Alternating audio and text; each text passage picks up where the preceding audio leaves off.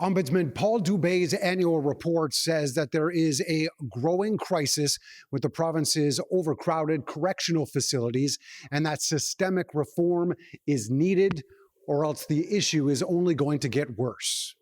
Overcrowding, 3 inmates in cells made for 2. Frequent lockdowns, inadequate health care. To look inside the walls of Ontario's jails would be a shock to many, based on the findings of the Ombudsman's investigation. Deteriorating conditions are resulting in the rights of inmates being violated and harm being inflicted. Overall, the conditions that we are seeing and hearing about in correctional system not only fail to meet the basic expectations of fairness and dignity, but in some cases actively undermine the very principles of justice and human rights that we are committed to protecting. Working conditions for staff have also become worse, and the very foundations of the justice system has been weakened, according to Dubé. Earlier this month, the Ombudsman launched a specific investigation looking into an incident at Maplehurst Correctional Complex in which inmates were ordered to strip to their underwear and sit facing a wall with their wrists zip-tied. If anyone's done anything wrong, there's a process. They'll be held accountable. Simple as that. And I know the Solicitor General is all over it.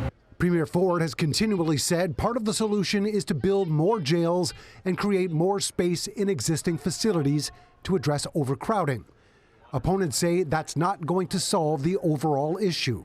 Everybody is stuck with worse working conditions. You've got inmates who are very unhealthy now, and a government that is refusing to actually respond to it. So they can build more jails, but if you can't get a case through trial, you'll be building jails upon jails. A spokesperson for Solicitor General Michael Kersner said in response, quote, "We expect all correctional staff to uphold their standards of conduct as outlined in the Ontario Correctional Service Code.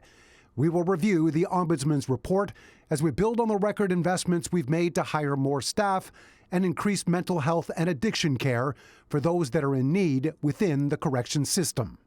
The Ombudsman's report also involves a number of other case topics as well, among them a record number involving children's services and child center work.